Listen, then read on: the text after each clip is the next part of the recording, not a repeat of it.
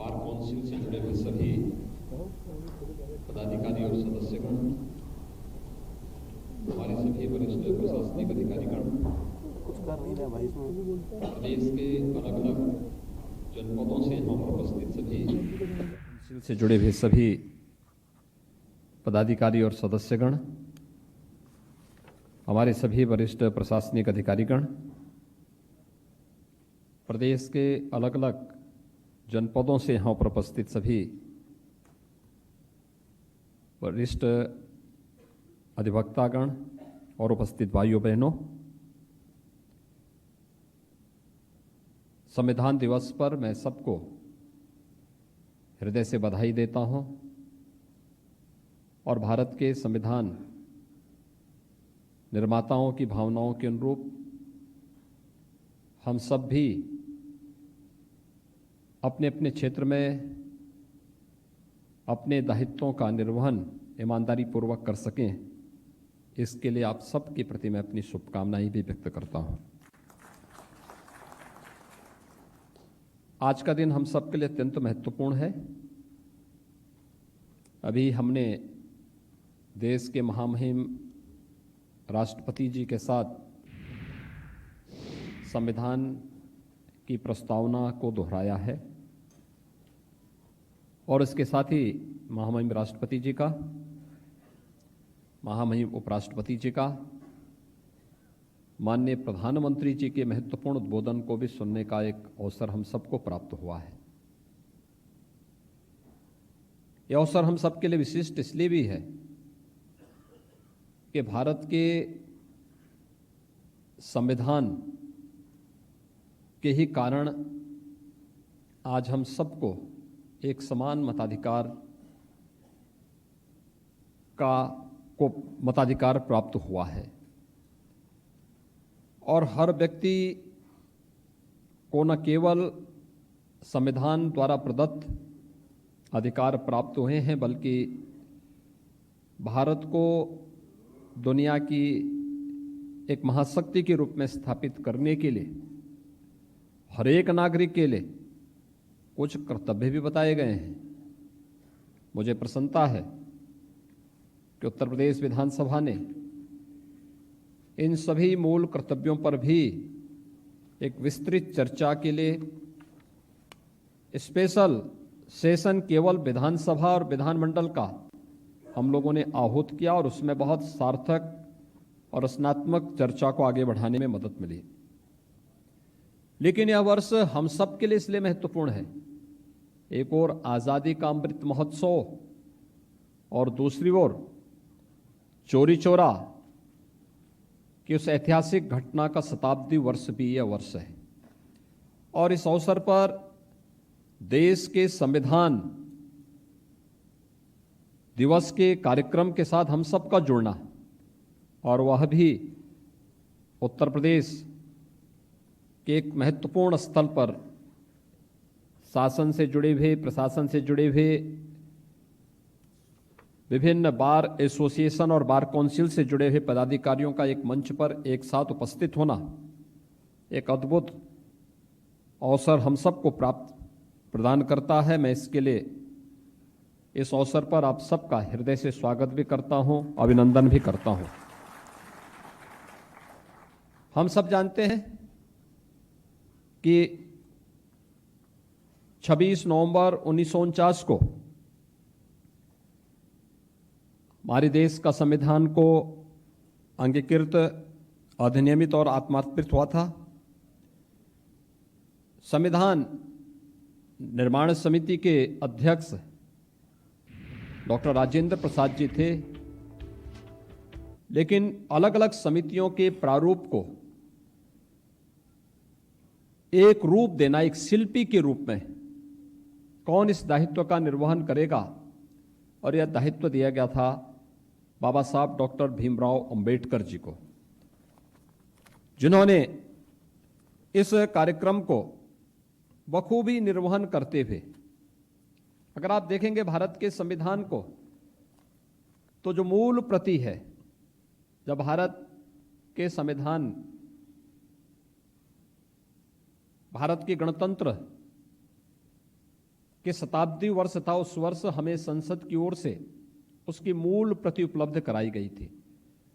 और उस मूल प्रति को देख करके लगता था कि वास्तव में भारत के संविधान निर्माता कितने दूरदर्शी थे कि उन्होंने भारत की सभी भावनाओं को कहीं पर लिपि के माध्यम से और कहीं पर चित्रों के माध्यम से संविधान में उकेरने का पूरा प्रयास किया और उसमें सफल भी रहे। अगर कहा जाए कि भारत की मूल प्रति ही भारत की आत्मा भी है, इसमें कोई संदेह किसी को नहीं होना चाहिए। और बाबा साहब भीमराव अंबेडकर की इस स्मृति को जीवंत बनाए रखने के लिए प्रधानमंत्री मोदी जी ने जब बाबा साहब भीमराव अंबेडकर के नाम पर उनकी स्मृति को बनाए रखने के लिए अंबेडकर स्मारक की आधारशिला के अवसर पर 19 नवंबर 2015 को मुंबई में प्रधानमंत्री जी ने इस बात की घोषणा की थी कि 26 नवंबर की तिथि भारत के संविधान दिवस के रूप में मनाए जाने की आवश्यकता है। और उसके उपरांत हम सब जानते हैं कि बाबा साहब भीमराव अंबेडकर की 125वीं जयंती वर्ष के उपलक्ष्य में 26 नवंबर 2015 को भारत में पहली बार संविधान दिवस के आयोजन को पूरी भव्यता के साथ मनाया गया था। और तब से प्रतिवर्ष पूरा देश इस संविधान दिवस के साथ जुड़ करके भारत के संविधान के प्रति अपनी प्रतिबद्धताओं को और अपने संकल्पों को जोड़ने का कार्य करता है। भाइयों बहनों, हम सब इस बारे में देखते हैं। आज जो यहां पर महत्वपूर्ण उद्बोधन हम सबको प्राप्त हुआ है आदरणीय प्रधानमंत्री जी का, आदरणीय उपराष्ट्रपति जी और आदरणीय राष्ट्रपति जी का, उसने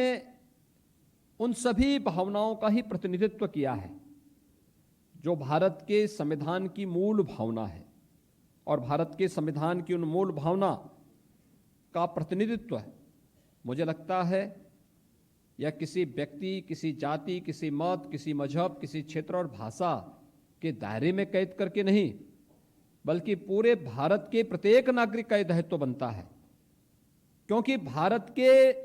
संविधान का वास्तविक संरक्षक अगर किसी को माना गया है तो अब भारत के नागरिक को माना गया है, भारत के नागरिकों को माना गया है, भारत की जनता को माना गया है। और इसलिए जनता के प्रति जवाबदेही ये भारत के संविधान के द्वारा इस बात के प्रति हम सबको आग्रही बनाया गया है। और इन्हीं सब भावनाओं का प्रतिनिधित्व आज के उद्बोधन के माध्यम से भी हम सबको प्राप्त हुआ है। और इसमें हम सबको, जिसमें हम सब इस बारे में देखते हैं कि कैसे इस पूरी भावनाओं को उकेरने का प्रयास हुआ है। और भारत के संविधान ने भी, क्योंकि जब भारत 1947 के पहले जब भारत की आजादी की बात एक निष्कर्ष की ओर पहुंच रही थी तो इस देश के अंदर बहुत सारे लोग थे। कुछ लोग, एक बड़ा तबका था जो भारत को भारत के रूप में रखने के लिए पूरी दृढ़ प्रतिज्ञ भाव के साथ कार्य कर रहे थे। लेकिन कुछ लोग ऐसे भी थे जो अंग्रेजों के पिट्ठू बन करके भारत को एक नहीं रखना चाहते थे। उन्होंने भारत को अलग अलग राष्ट्रीयताओं के समूह के रूप में भी दिखाने का प्रयास किया था और उस समय उसके अनुरूप षड्यंत्र भी करने के प्रयास किए थे। अंग्रेज अपनी कुटिल चाल चल रहे थे, देश तोड़क ताकतें अपनी चालें चल रहे थे। लेकिन एक बड़ा तबका भारत का ऐसा था कि जो भारत को एक भारत के रूप में रखने के लिए पूरी दृढ़ प्रतिज्ञ भाव के साथ कार्य कर रहे थे। और सरदार वल्लभ भाई पटेल जब भारत स्वतंत्र भारत के प्रथम गृह मंत्री के रूप में उन्हें यह दायित्व दिया गया तो उन्होंने देशी रियासतों को एक साथ जोड़ करके भारत को वर्तमान का जो स्वरूप दिया, ये हम सबके सामने है। कितनी कठिन और चुनौतीपूर्ण कार्य रहा होगा, लेकिन उस कठिन और चुनौतीपूर्ण कार्य को बड़ी ही सहजता के साथ बड़ी सरलता के साथ सबकी भावनाओं को समेटते हुए न जातीय दंगा, न भाषाई विवाद और न ही किसी भी प्रकार के अन्य किसी भी भाव के साथ ऊपर उठ करके केवल भारत को भारत के रूप में स्थापित करने के उन भावों को आगे बढ़ाने का जो कार्य उस समय जिस दूरदर्शिता के साथ इन महापुरुषों ने किया था, वह आज भी भारत के प्रत्येक नागरिक के अंदर उन भावनाओं के प्रति सम्मान का भाव दिखना चाहिए। और इस दृष्टि से भारत का संविधान हम सबको इन सब भावनाओं के साथ जोड़ता है, जिसमें हर नागरिक की गरिमा, उसकी स्वतंत्रता, समानता और बंधुत्व के भाव को एक साथ जोड़ने के लिए निरंतर हमें प्रेरित करता है। हम सब जानते हैं कि भारत के संविधान के निर्माण के लिए जो पहली जो बैठक होती है, वह बैठक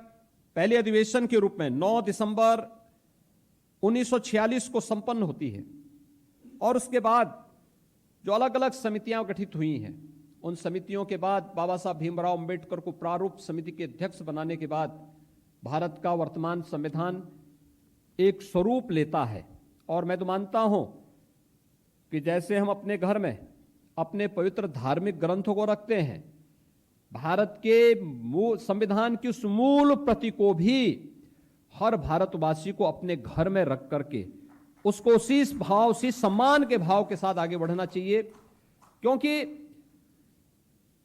जब हम अपने धार्मिक ग्रंथ को रखते हैं, वह हमारी आस्था का प्रतीक होता है, वह हमारी व्यक्तिगत उपासना विधि का प्रतीक होता है, वह हमें एक अंतःकरण की ऊर्जा देता है। लेकिन हम सबको इस बारे में नहीं भूलना चाहिए कि हर भारतवासी का अपने स्वयं के धर्म के साथ साथ इस राष्ट्र का भी एक धर्म है, और उस राष्ट्र धर्म को जोड़ने की प्रेरणा जिस संविधान से हमें प्राप्त होती है, उस संविधान के प्रति भी उस सम्मान का भाव हर भारतीय का दायित्व बनना चाहिए। और उस दायित्व को आगे बढ़ाने की दिशा में मुझे लगता है कि अब वह समय आ गया है कि जब भारत तेजी के साथ दुनिया की एक बड़ी ताकत के रूप में उभर रहा है, तो उतनी तेजी के साथ वे षड्यंत्र भी प्रारंभ होते हुए दिखाई देते हैं, जो भारत को एक भारत श्रेष्ठ भारत के रूप में आगे नहीं बढ़ने देना चाहते। और इस दृष्टि से हर एक भारतीय को के मन में इन भावनाओं को आगे बढ़ाने की आवश्यकता, उसको तेजी के साथ आगे बढ़ाने की आवश्यकता है। और ये मुझे लगता है कि भारत का संविधान दिवस के रूप में 26 नवंबर की तिथि को मनाया जाना उन भावनाओं का प्रतिनिधित्व करता है। इस दिशा में हम तेजी के साथ आगे बढ़ सकेंगे, इस विश्वास के साथ आज का यह संविधान दिवस के अवसर पर यहां पर यह आयोजन यहां पर भी प्रदेश शासन के द्वारा भी यहां पर आयोजित किया गया है। मुझे प्रसन्नता है कि देश की स्वाधीनता और समाज को जागरूक करने के लिए आज जब भारत तेजी के साथ आगे बढ़ रहा है और अमृत महोत्सव के इस आयोजन के साथ, आजादी के अमृत महोत्सव वर्ष में चौरी चौरा की उस ऐतिहासिक घटना के शताब्दी वर्ष के इस आयोजन के साथ हम संविधान दिवस के इस कार्यक्रम के साथ जुड़ रहे हैं। मुझे प्रसन्नता है कि समाज के इस बहुत प्रतिष्ठित तबके के साथ आज प्रदेश सरकार यहां पर जुड़ रही है, और खास तौर पर हमारे बार काउंसिल और बार एसोसिएशन के पदाधिकारियों के साथ इस कार्यक्रम को अपने प्रदेश के वरिष्ठ अधिवक्ताओं के साथ इस आयोजन को मनाया जाना और भी न केवल आनंददायक बल्कि स्फूर्तिदायक भी यह इस अवसर पर हम सबको प्रतीत होता है। मुझे प्रसन्नता है कि प्रदेश के अंदर विगत 4.5 वर्ष के अंदर प्रदेश सरकार ने जिन भावनाओं को लेकर के आप निरंतर कार्य करते हैं, उस रूल ऑफ लॉ को लागू करने के लिए जो प्रयास प्रारंभ किए, उसने प्रदेश के परसेप्शन को देश और दुनिया के अंदर बदला है। आज प्रदेश के अंदर एक आम जन के मन में प्रदेश के प्रति एक विश्वास का भाव भरता हुआ दिखाई देता है। आज वह समय नहीं जब प्रदेश के किसी नौजवान को या प्रदेश के किसी नागरिक को देश के अंदर अपनी पहचान के लिए मोहताज होना पड़े। आज वो कहीं भी जाएगा, देश में या दुनिया में, उसके प्रति एक सम्मान का भाव प्रत्येक नागरिक के मन में दिखेगा। आप देख सकते हैं कितना अंतर आ सकता है रूल ऑफ लॉ के कारण। जिसकी आपकी मूल शपथ है, जिसको लेकर के आप आजीवन लड़ते हैं, उस रूल ऑफ लॉ को जब शासन व्यवस्था पूरी ईमानदारी और प्रतिबद्धता के साथ लागू करती है तो उसका परिणाम कहां देखने को मिलता है, देश के अंदर भी दुनिया के अंदर भी। 2017 के पहले उत्तर प्रदेश का कोई नौजवान कहीं जाता था, उसको शक और संदेह की निगाहों से देखा जाता था। उत्तर प्रदेश के नागरिकों के बारे में लोगों की धारणाएं कुछ और थी।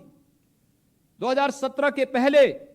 देश की धारणा उत्तर प्रदेश के अंदर भी क्या थी? उत्तर प्रदेश के बारे में लोगों की धारणा थी कि उत्तर प्रदेश देश के विकास का सबसे बड़ा बाधक है। एक बीमारू राज्य के रूप में उत्तर प्रदेश की भावना, उत्तर प्रदेश को जाना जाता था। लेकिन उत्तर प्रदेश ने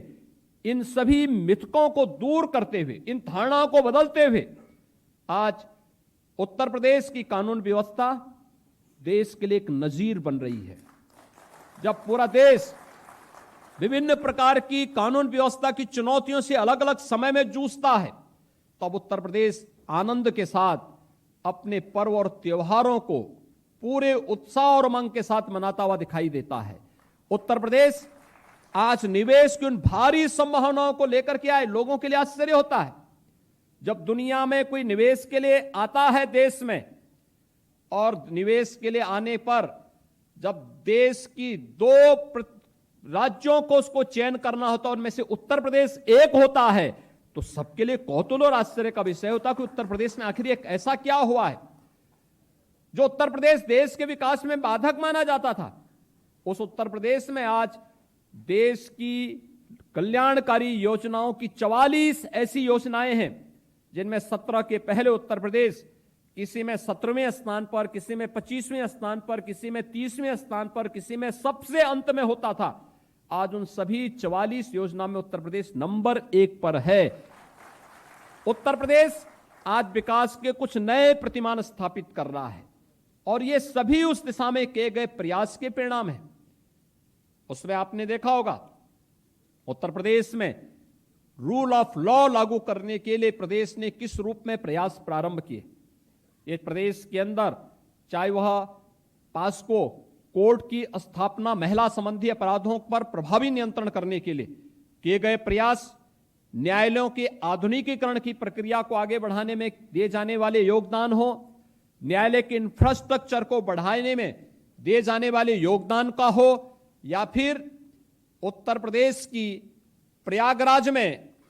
एक नए नेशनल लॉ यूनिवर्सिटी की स्थापना के लिए मुल्तानी कोका कफ सिरप, तुलसी, वसा